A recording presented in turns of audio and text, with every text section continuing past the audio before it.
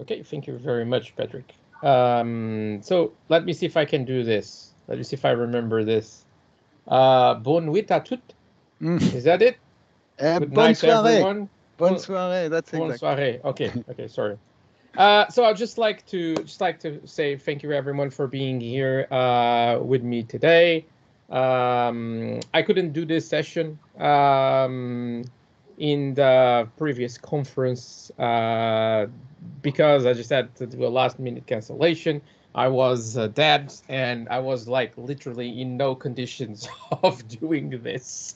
Okay, to be totally honest, and I really wanted to do a nice session. Patrick also invite me now. Okay, hey, can you do it now? I said, yeah, sure. Now it's already 2 months. Stuff it's under control now. So yeah, sure. So let's start. Just a quick note, Patrick. How much time do I have for the session? It's 45 minutes. Yeah, it's 45, 50. It's okay. Okay, yeah, thank you. So I just like always to start my presentations with something, and today I just bring you this, which is if coffee in the morning just doesn't wake you up anymore. Okay, if that doesn't work for you and you're really like still very tired with that, I just bring you here something that will definitely wake you up. Try to delete the production, okay, the resource group from Azure, and believe me that if this doesn't wake you up in the morning, I literally don't have anything more for you, okay, to be honest, because this will really wake you up in the morning. And I kind of adapt this from an internet meme that you see about tables and deleting a table and things. But this happened to me. Well, at least to one of my customers that he just deleted a resource that he shouldn't. Okay, so and then yes, we had to recover everything. And this, when he detected, was like 3:30 in the morning. Then he calls me at 4 something. And yeah, even if it's not my company and I'm just an external consultant, it really wake me up. Okay, definitely for basically to help solve this. So just doing a short presentation about myself. So my name is Tiago. I work as a cloud architect and advisor. So basically, I help companies moving their workloads into the cloud, building cloud native workloads. I have a very special place, okay, for SharePoint and for all the Office 365 product family, because I even used to be a SharePoint MVP back in the days. Today, I'm an Azure MVP because some years ago I did the shift.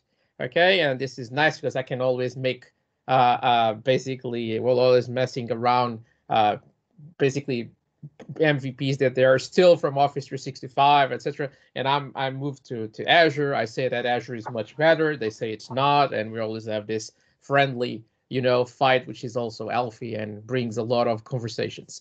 But I have that background, which is nice, especially when I have customers that they also have Office 365, and we need to interact also with the teams that are doing Office 365.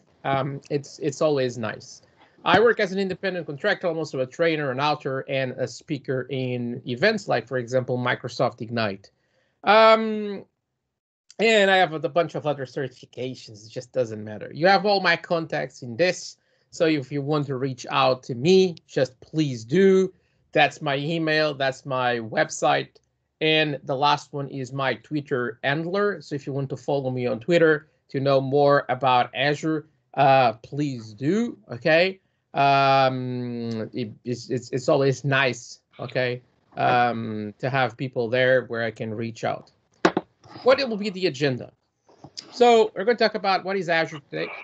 Well, it's like we're not going to tell you what Azure is, okay? But what is Azure today?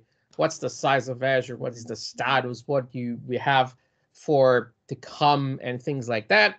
Then Microsoft 365 and Microsoft Azure, where they fit. How can they work together?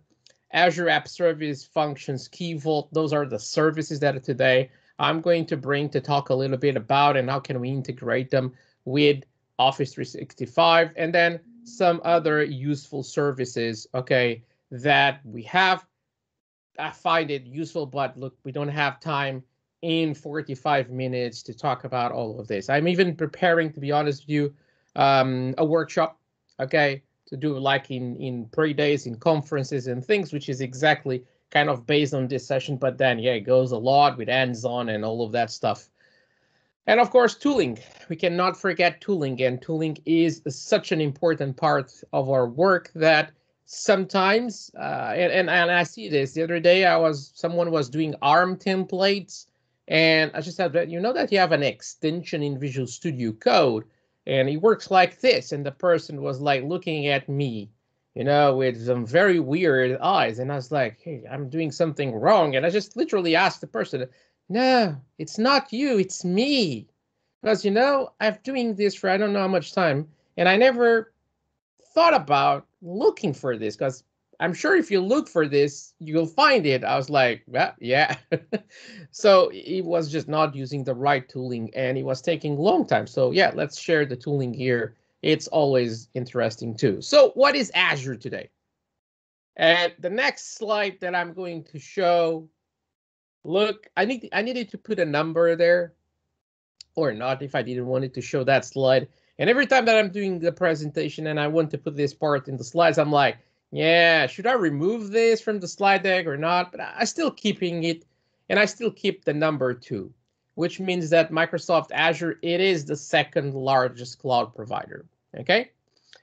There's a lot, okay, of you know, websites and experts in the field that do this basically all this. Oh, who is the first one? Who is the second one? Who is the third one?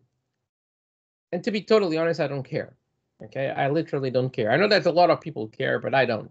What I want is a product, services that do the job that I need for my customers, and Azure does it with Office 365, okay? And this ecosystem that we can have, it is pretty amazing what I have with all of this, okay? So if you think that it's the first Microsoft or is the second, okay, it literally doesn't matter. But I think, to be totally honest, my feeling is that we're still the second.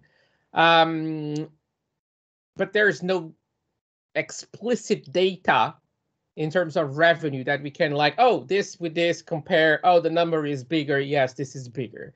It's all estimations and assumptions and things like that, okay? So I'll actually say second.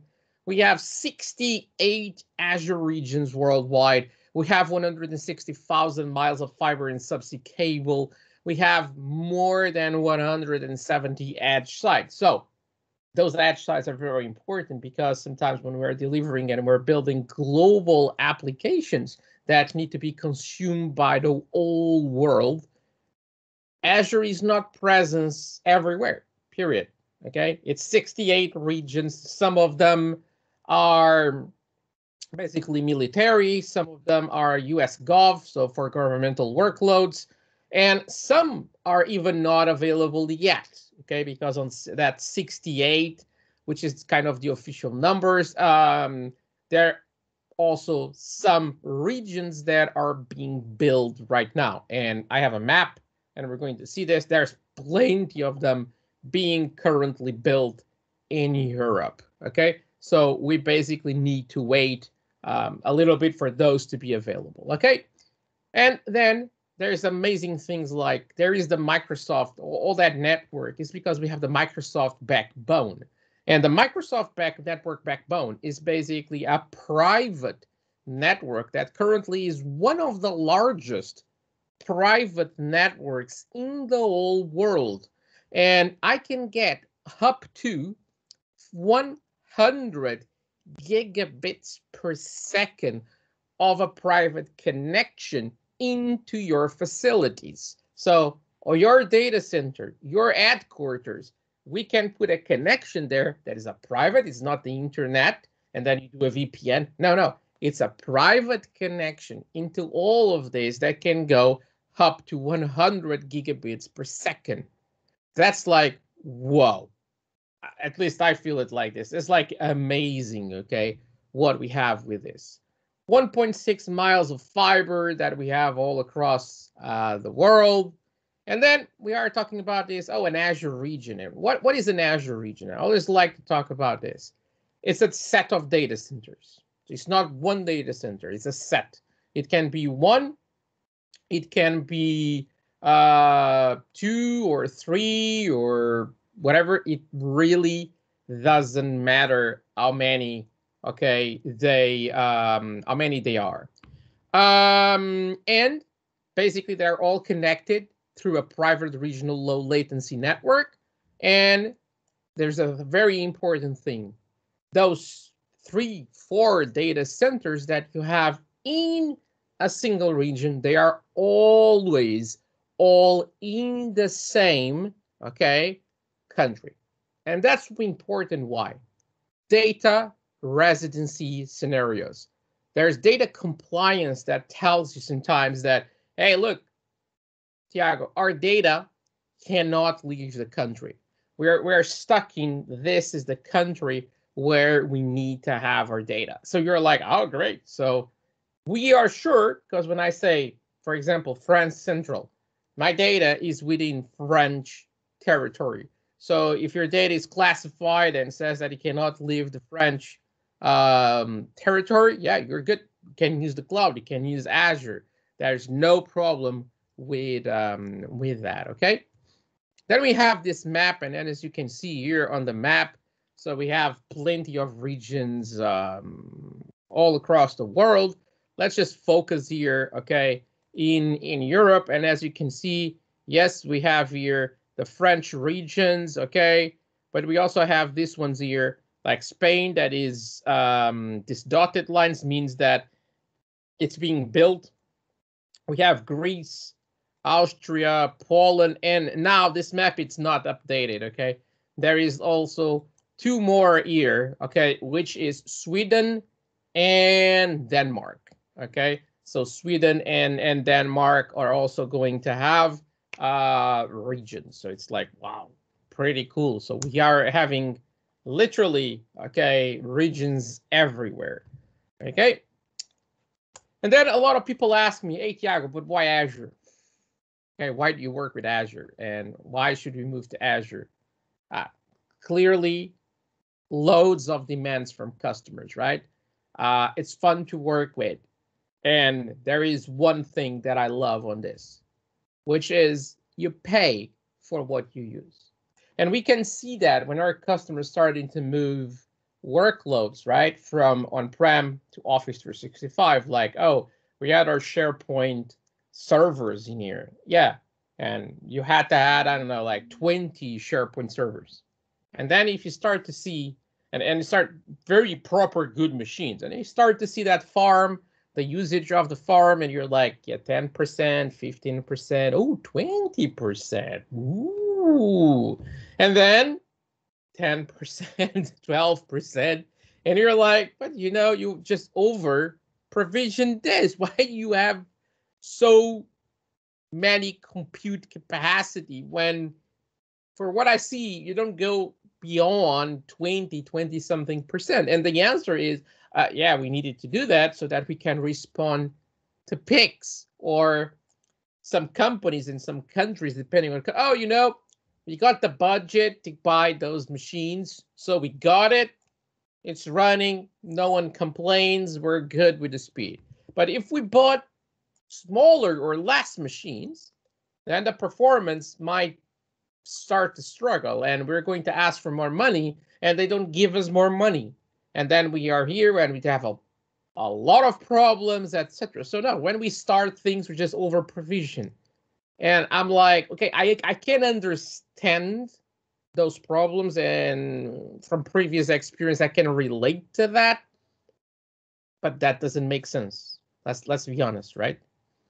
If you move stuff to the cloud, and if you move, for example, in that case, as software as a service, you just have an SLA there, and it's going to work, even if you have one customer there, or one client, sorry, or 20 clients, or 1,000 clients, because you pay per user, and then some other stuff, like you can also pay for storage and things like that. But the main thing will be per user, right?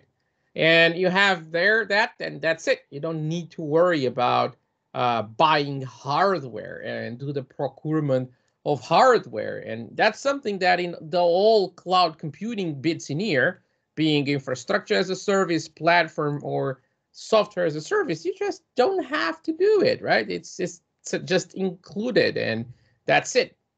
And then you also have your on-prem. In on-prem, it's, yeah, we have to do it. We have to take care of everything. And like I was saying, sometimes we over-provision things. But this is usually what, well, people that work with Office 365, they are used to do. But we also have those two bits in here. There are more the Azure space, which is the infrastructure as a service, which is, in a nutshell, running VMs and running virtual networks and all of that.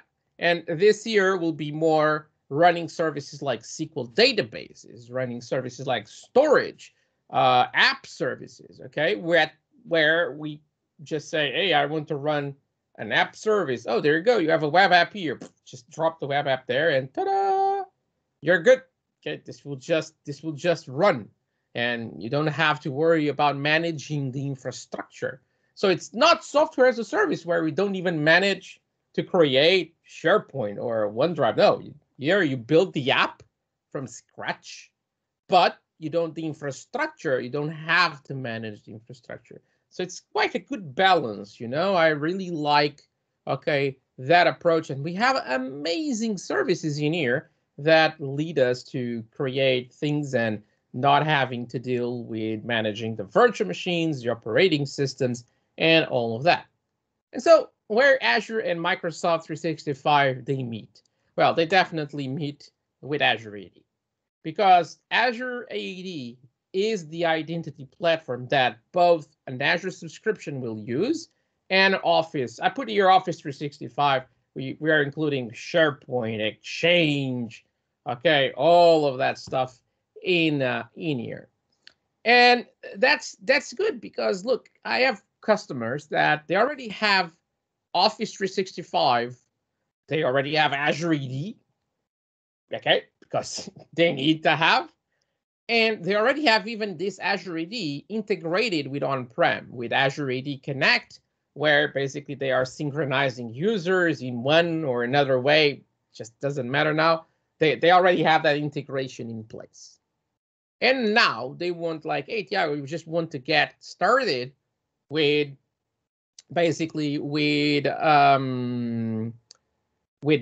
basically your with Azure subscriptions and creating VMs, because we have like 400 virtual machines that we want to migrate to Azure and things like that. And so, yeah, we can create your subscriptions, and you see here like about 3 subscriptions here, and then we can just create resources, okay, on those subscriptions. And now, what about if I want to find an identity model for this? Yeah, the identity model is this. It's Azure AD.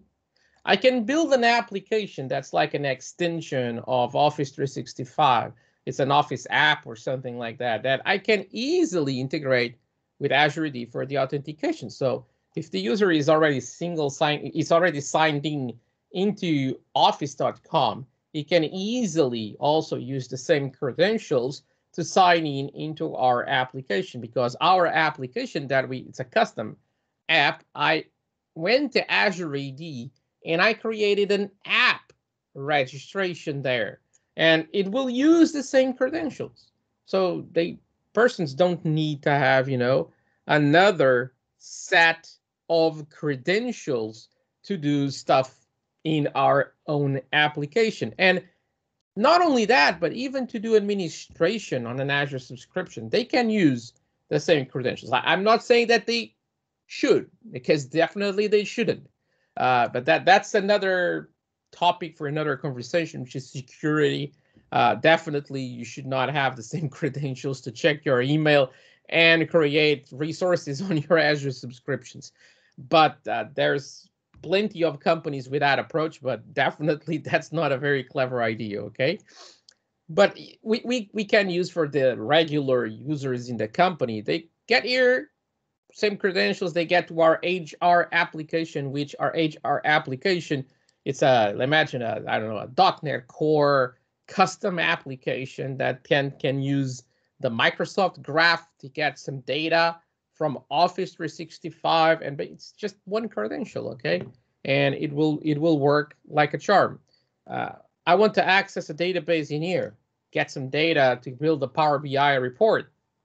Yeah, same credentials, okay? Get to the database. SQL databases support Azure AD. So all of that, it is possible today. So this is like super important, okay, to understand. So some of the useful services that we're going to cover now. So we already kind of cover Azure AD, and look, Azure AD, we could be a session only on Azure AD. I'm doing an identity project for a customer, and it's really a rich service, okay? I have to confess, with a lot of tiny details. We can use like premium P2 conditional access policies. I can say, hey, people want to access, for example, SharePoint Online. And I can say, yeah, but I'm going to request multi-factor authentication. And your session will only last 1 hour. But if you're like, I don't know, in a Azure AD joined device, I can be a little bit more permissive. So I can just say, yeah, whatever. Multi-factor authentication, yes, but hey, get a token for 24 hours. I don't need to ask you for credentials every hour. Okay, so we can do this kind of stuff. I can integrate, I think I have here, yeah. So I have here my FIDO. This is a FIDO key. Let me just get out of the picture. I don't know if you guys can see the stream, but this is a FIDO key. See, it even has a fingerprint here. So this part here is a you need to put the finger in here. I just plug this in my computer, and basically this is like it's a demo user that I have for demoing stuff for my customer. And I just need to put this finger. There you go. Okay, now I'm that user, and basically this uses a concept that is called passwordless. This can also access Office 365 stuff because, again, it's Azure AD that does the authentication, not Office. Okay, so and then we have app services that we're going to talk about, functions and Key Vault. But like I said in the beginning, there are so many others, right? Let's talk about the app service. So the app service, it's a scalable platform that we have to basically host a web app, a REST API, mobile backend, you name it. I can code .NET Core, but I can also code in Java, Python, Node.js, okay, PHP, you name it. All of those are supported. The workloads, even if I don't run and I don't manage the virtual machines, okay, they can be Windows or Linux behind the scenes. We have some advantages in running one or the other. One of them is the cost. Running Linux is much cheaper than running Windows. So there's a great win for the Linux machines. But some of the platforms, and basically that I told you about, like Python, for example, Node.js, sometimes they run faster in Linux machines in the app service that they run in Windows. So they have better performance. So it's like a win-win. So cheaper, faster. So yeah, and you don't need to know Linux to do the administration of the boxes because you don't do the administration of the boxes. Virtual machines behind the scenes here is Microsoft that takes care of that. Also comes integration with Visual Studio Code, Studio, Eclipse, Azure DevOps, GitHub, you name it. And we have a bunch of features like custom domains. I kind of use this. I built this for a specific customer that I have this slide, which was like the upselling points for app services. And when I saw this, I was like, yeah, look, global data center footprint. This is distributed all around the world. I have hybrid support, so I can get even data from on-prem. Azure AD integration. I have auto scaling on this. Highly available, auto patching, backups and recovery. I can code whatever language I want, like .NET, Java, .NET Code, Ruby, Python, okay, all of those. I have staging slots, so there's a bunch of stuff. So if I want to highlight some It will be those data center coverage, being possible to integrate Azure Functions with this for background jobs. We're going to talk about that. Doing auto scaling, custom domains, deployment slots, you name it. Okay, there's a lot of advantages on this. Okay, what is the first thing that I need to create for this? I need to create an app service plan.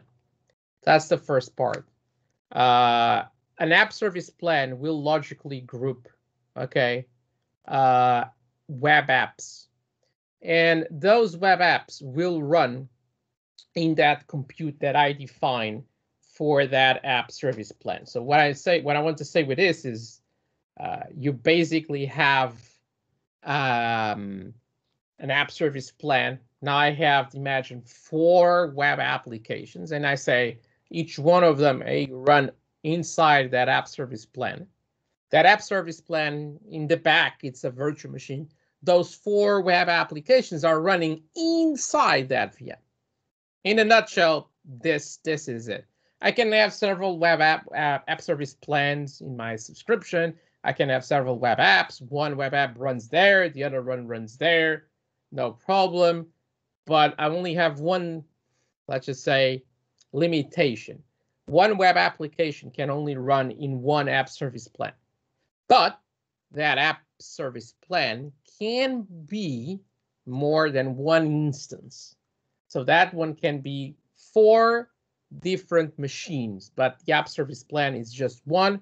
The number of machines is just a property that we have. So we'll have something like this. And then look, because I'm going to give you the slides, and this is just some of the plans that I have. I'm not going to bother you like talking, oh, this one has this, the other one has that.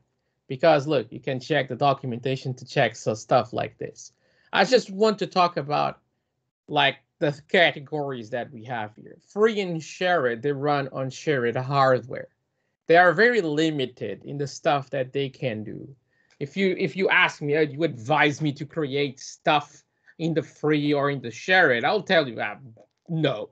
And then you ask me, oh, but yeah, it's just a development environment. And I'm like, oh, okay, no. Just don't even try to run things. You don't have the features, okay? And you'll have like 240 compute minutes a day. It's not that hard to reach that.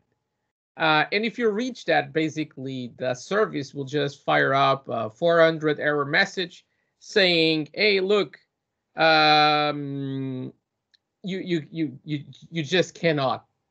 And that's it.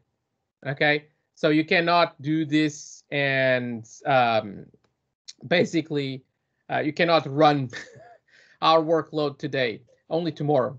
And you're like, really? But yeah, that's how it works. Basic, standard, premium, premium v2, premium v3 is what? So all of those are dedicated hardware, just, well, virtual machines, but for you. That means one thing. That means that, hey, that's your, okay, capacity that you have. And yeah, you can have a bunch of traffic and being slow, but nothing will tell you like, hey, we can't show you this, come tomorrow. So because you have that and the hardware is yours, and hey, you can run it 24/7, no problems. And then the last one is the isolated one. The isolated one, you can have more instances, but the big feature that we have on this is this one here, VNet isolation. This sometimes it's important, and I can have a total private web application, okay? So that there are customers that they want to use the cloud, but they don't want to have public endpoints for things. They're still using security as a very, standard defensive mechanism like firewalls and things like that, that they need these kind of features that only the isolated one will provide, okay? I can also do app settings, and I can basically just come there in the portal or through Azure CLI, PowerShell, and I can just change the connection string. This will override the web or the app config document, okay? Same thing for app settings, not only connection strings, but also for app settings. So it's very easy to tweak this. But let's just do here a demo, okay? And let's create here an app, okay? An app service. So let's just change screens in here. Let's open our portal. And I have, by the way, zero stuff prepped for this. I don't do videos. I don't do anything. It's live in the Azure portal. So, oops, I don't need to do this. I just want to zoom. So don't expect that I have stuff here already created, because we're going to create like literally everything. So I'll start by creating a resource group. Okay, and let's just create here new. And I'll just select your subscription.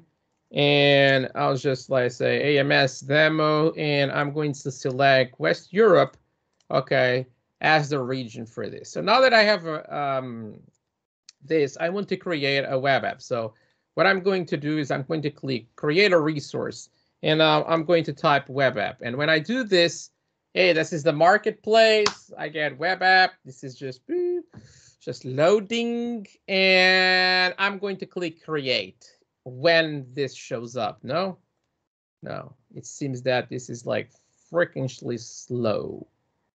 Let's see how it goes.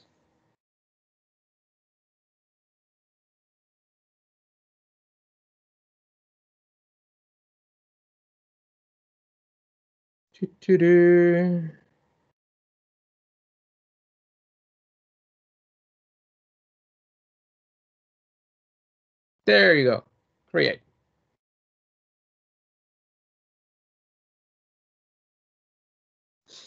And when I get here, I choose aMS demo, and now I'm going to select here, let's just say aMS demo app. And this needs to be unique, okay, because it's from this, basically, then it's a fully qualified domain name for then that domain.azurewebsites.net, so it needs to be globally unique. One of the things that we can also publish here is Docker containers. I want to deploy code, and I can say, hey, I want a .NET 3.1 application. I can say, hey, I want to deploy this in West Europe. And this is where I create the app service plan. So I'll just say, hey, let's create another one, aMS app service plan. And I'll just press OK. And now this is the size. Like I guess I said, I'm not going to bother you with the size. Let's just go for the next, which is deployment. And now here, it just tells you like, hey, we can have GitHub Actions. So there is a huge integration with Azure and GitHub. So you can say, yeah, enable. This is my GitHub account. And I can just say, hey, what you want? Yeah, this organization here. And I can now choose here one of my repositories. Let's just say Global Azure. And the branch, I want to use the main branch. Okay. And if I do this, okay, then I can say monitoring. Do you want monitoring? I'm going to say no. I don't want any monitoring on this. Review and create. And I'm going to say create.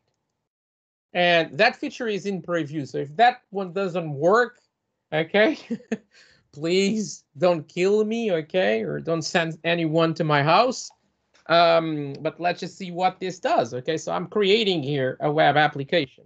And this is how easy it is, okay, to be totally honest. We need to create that. Creating the web app, that web app is a static, to be honest with you, is a static web application, so it's quite easy to build. It's just a piece of HTML, JavaScript, CSS, etc. But yeah, this is how easy it is to do something like this. This can be used, and because this is in Azure, so if you're doing like REST calls and things like that to the Office APIs like Graph and things like that, this is like totally integrated. Let's go to the resource. This is totally integrated in the same regions, in the same data centers, in the same network. So this will have super low latency to Office 365, and it's basically all integrated in the same place. Let's see here the deployment center. Let's see the new one. And let's go to logs, no deployments found. There you go. I have the one now, and this is in progress.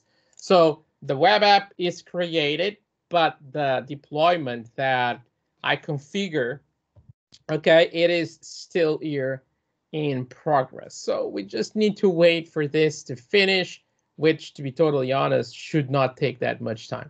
So you can build, like, those applications that you want to basically to extend Office, and you can host them, okay, in the web application. You don't need to create a virtual machine, install IIS, install all the dependencies and all of that. No. And if you use Azure DevOps, you can easily integrate this with Azure DevOps. If you use GitHub, you saw me integrating with GitHub, okay? So it's very, very easy. If you don't want it to do in the creation, you can also do it here. Under the deployment center, there is a UI similar, okay, to that, where you can also do this, okay? So here, this is it's connected. Oh, it failed. Oh, I was not expecting this. I have this deployed and everything in other places. Why did it fail? Let me see. Yeah, well, whatever. Doesn't matter. That was like extra. Okay. Let me disconnect this in here. I can. Oh, I cannot disconnect this now. Really? Let me disconnect here. Delete the overflow file. Okay, so I'll just disconnect this. Okay, and I can say my code is on GitHub. Okay, there you go. Next, let's use Kodu instead of Azure pipelines. And if I select global Azure main, there's probably something in using that, in using GitHub Actions for this.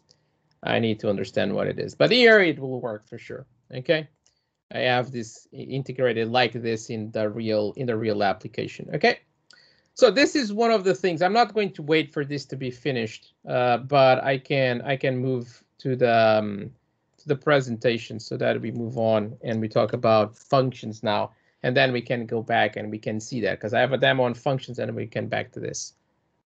Functions. So what are functions? Azure Functions, they can run pieces of like small pieces of code that can run on an HTTP request. They can run based on a schedule every day, every hour, whatever. Ideas, it was like processed new or modified, like Azure Cosmos DB documents, storage of blobs, Azure Queue storage messages, but this can also integrate directly with Office 365 events that happen. So, someone drop a new document in a SharePoint document library. Yeah, we get the event, and then we're going to run based on that. Okay, so this is what Azure Functions kind of in a nutshell does. But how do I write code for this? So like I said, we write those small pieces of code. This is not to write tons of code, but we just need to write the code that is relevant for your business. You don't need to write the code to detect the event, get the payload of the event, and then, then start to do something with it. No, that first part, it is done for you. There are integrations with this.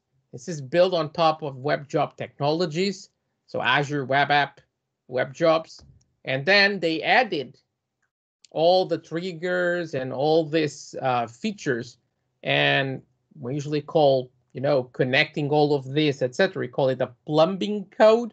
There is no need for that kind of code to be written. It's the platform that will take care of that. But I can still code the business logic in C#, Java, PHP, Python, Node, and even run PowerShell or Bash scripts if you find those are the useful ones for you. No problem whatsoever, okay? So all of those, it is possible. You literally can even execute just like a command or an executable, something like that. It really doesn't matter, okay? This is like truly awesome.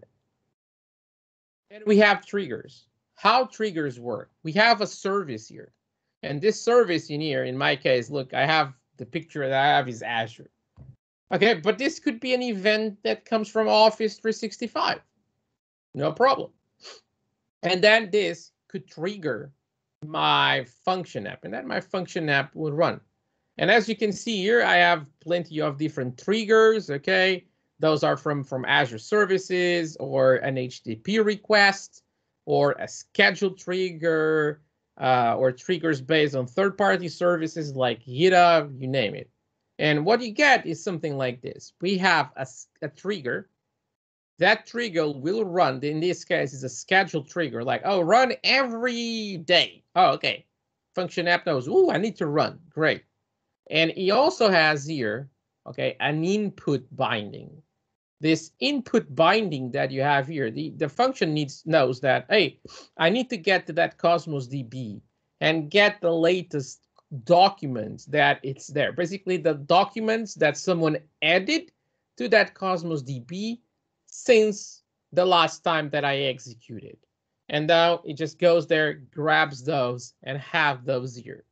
And now, look, you will just kind of process them in some way. That's the business logic. And then you have two outputs that you need to send, which is you need to generate some files that are presented here as blobs and drop them in Azure Storage account. And you can also have logs of all that execution that you need to send to event hubs. So all this here, they can be output bindings. So you just need to configure. And then in your code, you just need to say, send to that output binding. Send this to that output binding. And you're good to go. Literally just this. What is the hosting of this? We have three models of hosting in Azure. Consumption, App Service plan, and then premium plan. So the thing in here is this. Let's just put here, okay, just basically like here, the horizontal is like a timeline, okay, and the vertical part of this is basically it is let's just call it demand, okay, load that we have in our service. And if we have something that has like this demand, okay, if we go to the app service plan here, you basically tell me, well, we have to have basically this capacity. And then you can tell me, well, Tiago, you know, here maybe this is like one instance. This is like two instances. Maybe here we don't need, but when it starts here, yes, I need to grow up there. So let's just remove this from here, okay? And then there's auto scaling here, but then, oh, okay, just keep it like this. What about what is all this part here? All this part here is what I call burning money. It's compute capacity that you have that you're not using at all, okay? So it is burning money. The advantage is that if you do consumption, the load is what you're going to pay, okay? Because serverless, you just run and you pay because you're executing something. If you execute something one time per month, you pay one time per month. You pay the time of the execution, the CPU, and the memory time, because there are sometimes workloads that they are very demanding on memory, so you need to pay a little bit more on the memory side.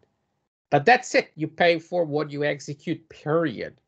There is like literally no question on that. And then we can host this in several different ways.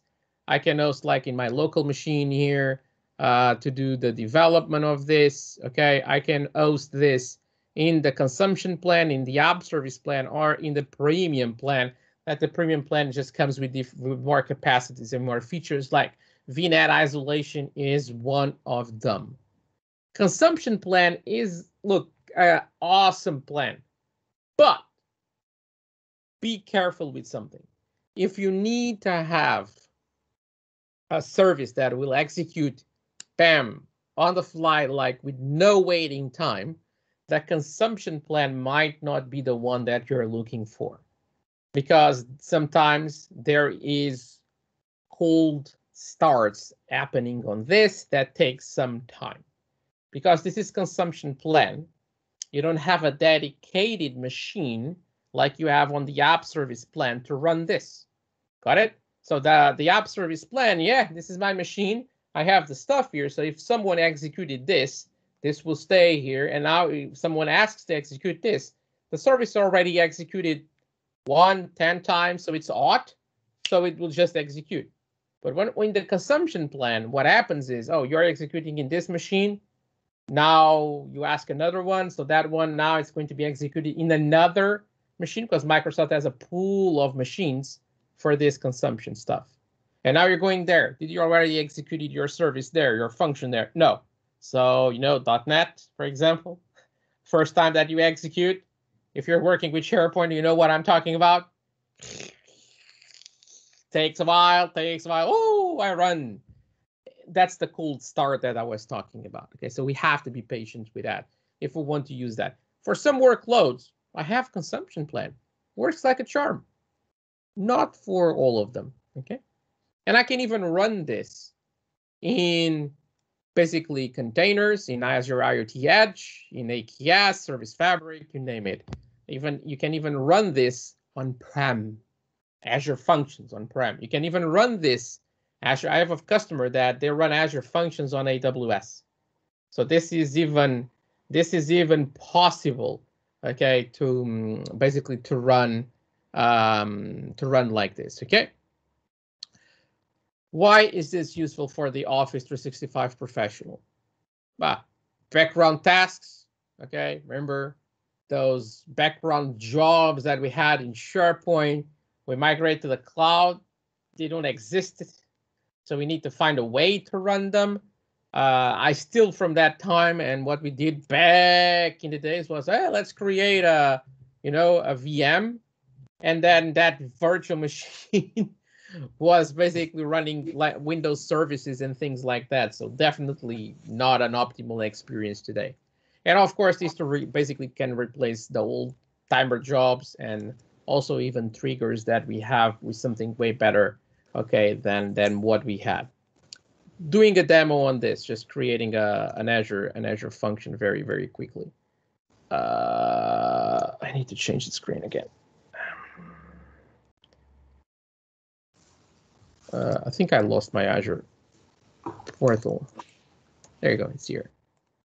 By the way, let's just see if this one now has the app or not. Okay, yeah, see. Now it has the application that I was telling you about. So, and if you see here, like aMS demo app.azurewebsites.net, and there you go. It's basically this static website. It's about the global Azure that we're going to run in here. You can see the schedule, you can see the speakers, blah blah blah, all of that. And it's on GitHub, the code, so everyone can deploy this app if they want, because I think that's even a public repo. I didn't even hide this because there's no database connections. There's like literally nothing on this, okay? So it's just really static website. But there you go. What about creating a function? What do I need to do? So first of all, we need to create a function app. A function app can then host several functions, okay? So let's create a function app here. Let's call it like, I don't know, aMS demo func. When this loads, my God, it's taking ages, okay? Today.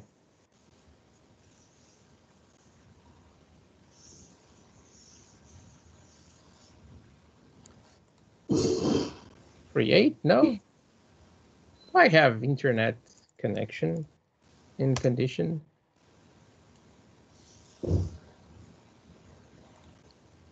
Let's click create.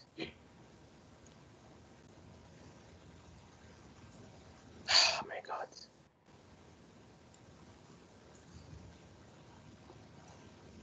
I think it's the Azure portal.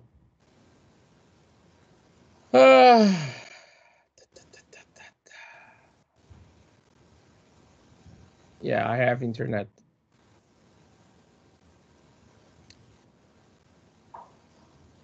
Let me refresh this.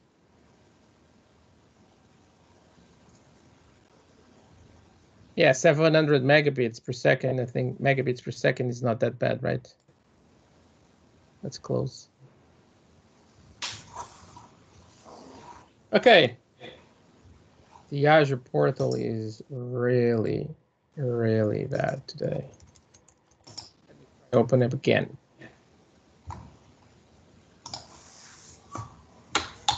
There you go. Create a resource, function, an app. There you go. And now it gets stuck here. Okay.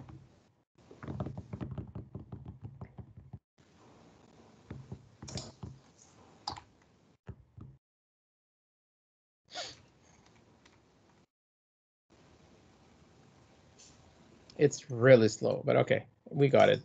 We got through. So let me just do aMS func demo.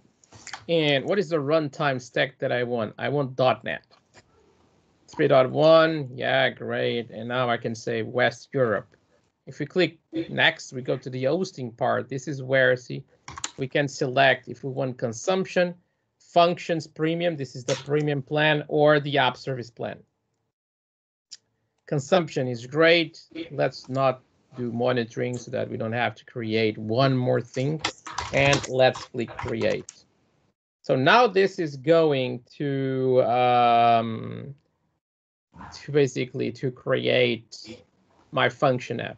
And now inside my function app, I have to create functions. And one function app, yes, can host more than one function. Okay, for sure. Let me just do something here. There you go. So let's see if this creates. There you go. It's almost there.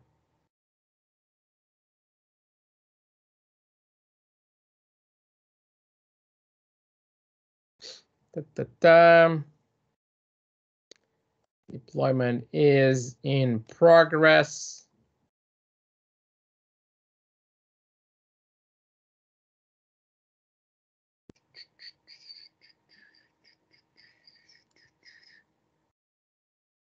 I think I never took so much time to deploy a function app. There you go. Okay, so this is my function app. So if we now go here on the left, functions, I just need to click add, and I can add the function. I can even add a function directly from the portal. Okay, you can say, no, I can develop this in one editor like code, and usually that's what we use, so that we can get the source code, Git, you put it on Azure DevOps or GitHub, and then you create deployments from there. And you see here the templates. See an HTTP trigger, a timer, trigger, and we have a bunch of other triggers in here. If we do an HTTP trigger, we just need to provide here, hey, what is the name for this? I'm not even going to change the name. Doesn't take more time on this. And there you go. Now we have a function called HTTP trigger 1. If you do code and test, okay, you can test your function in here. This is just a stupid function that just says yellow and name. Name, it's what comes in the payload. You can test this, okay? And I can just say yellow friends. Let's just say put your friends. You run this, and you're going to get a response. It's like just as the REST call in here. Yellow friends. This HTTP trigger function successfully. Hey, great. I could do this if I wanted. Okay, and we click here, get the function URL, and you have here the function URL. You could just do this from like Fiddler, Postman, those kinds of applications. And then look, this has in the end as an authorization key. You can also put this together with Azure ID authentication. You can put this in front of an API gateway. There is so much that we can do with this. Okay, it's pretty cool, the stuff that I can do with this. Okay. So what more services can and should I use? Security. Azure AD takes care of the authentication, etc. But definitely, I also need Azure Key Vault. Azure Key Vault to store keys, store secrets, okay, and certificates. We definitely have tons of this kind of stuff in our applications. That this together with also something called app configuration. we should not store that on the applications. We store that in external stores, and this is fully encrypted. It's encrypted with security hardware modules that provide an extra layer of security on this. So we are more than okay with this. It's pretty cool. Just to close a little bit our session here today, what about other services that we have? Definitely Azure ID, App Service, Azure Functions, and Key Vault. That's what we talk about. But like storage, okay, Redis Cache, Cosmos, SQL, Front Door, and then we can have stuff like this. So if you see here, this is let me just open this. This is like West Europe. I have East US. I have Traffic Manager. Just basically sends the data, the requests to this one or to this one, depending from where you are. I can have an Azure CDN even in here to basically get the data that we have here and just, okay, propagate that to through a content delivery network so that from wherever you are, you will have low latency for those files. We have databases. We can have Redis cache in front of those databases so that the more useful data, it will be there. One of my customers, we have a Redis cache, and in here, this is not databases, it's basically SharePoint data, okay? So that we can cache data from SharePoint so that we're not always eating, okay, SharePoint because they were having some latency concerns over there. It was taking time. Their workload cannot handle that time. And so we use Redis Cache and an app that we built for doing that. Maybe Azure Search doesn't make that much sense when you can use the Microsoft Search for the data that you have in Office 365. But yeah, you can also use this if you have a database, a SQL database. The technologies are, in a certain extent, they are common, okay? But then they have the different implementations, but they are a little bit common. So it's a pretty cool service, this one. Okay, so this is just like things that, yeah, we can do, and we have the app services in here, functions to execute background tasks and things like that. About the tooling, what I have about the tooling, so that I don't spend more time on this. We have Visual Studio Code.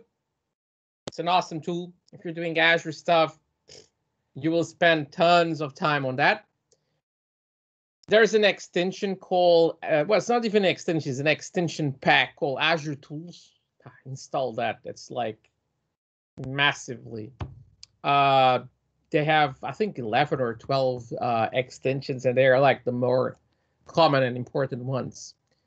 Git, if you're doing development, yeah, for your source code, etc. Azure Dev, basically Azure DevOps, GitHub, PowerShell modules, Azure CLI.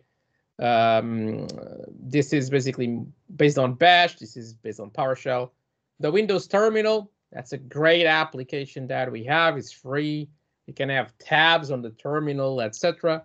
And then some more, let's just say a Storage Explorer, which is a Windows application or Mac or Linux for dealing with storage accounts. Postman or Fiddler. I use Postman. I prefer Postman. Just basically a preference for what my needs are. We all have different needs. I know that some people don't like Postman. They're like, oh, Fiddler. If you have those needs, I also have Fiddler installed, but don't use it for basic stuff. Only when I'm doing debugging on things, etc. And then, yeah, Azure Data Studio, if you're doing stuff with databases, that's also a great tool. So those are just some of the tools that I use. So I hope that this was useful, and you can understand now a little bit more about what Azure can do and how Azure can help you, okay, in the Office 365 world. And that's it. So my name is Tiago, and this is a practical guide on Azure for Office or Microsoft. I have to change this to Microsoft. We have to say Microsoft 365 Professionals, right? Yeah, sure. Thank you very much, Tiago. Very interesting and deep session. Any question in the attendee? Yeah, The happy to answer questions all the time, by the way. Yeah. My question would be to ask if you have very cool application or usage you have seen in your customer using mixing Azure and Microsoft 365. Mm-hmm. So we have basically, I can tell you I have an application that I built, which is it's a training management application that we use extensively, the Microsoft Graph. It's a SaaS application, and we use that, and we also use all the features in like SharePoint to store documents, interact with documents, open. Imagine like a class. So a class is a Teams. It's a Teams. How do you call it? Teams team. Okay. Yeah. So when people go there, oh, there's a new class. There's going to be this Azure training, for example. And that class, that Azure training, is a Teams team. We got a template. We copy the stuff. We put it there. And this is for internal use of that company only. Okay. Yeah. This is not for external students to go there and think that that's not the market over there. We're thinking about that, but not yet there. And we build all that. Then they can share documents in Teams as a normal thing. Okay. And they can also see that on the LMS. So the LMS communicates with Teams. You get the idea, right? Yeah. So you see basically the same data, and the data is on Office. We don't store data. Look, no way. You edit your photo, your preferences, and all of that reflects on this app too. Okay, the app. We want to build an app that can be the most dumb app ever. Okay, but just to extend something that Office was not made for, period, right? It was not made for that, but we use the stuff that we have on Office for that. So it's pretty cool, that application, okay? It's an example. Yeah. So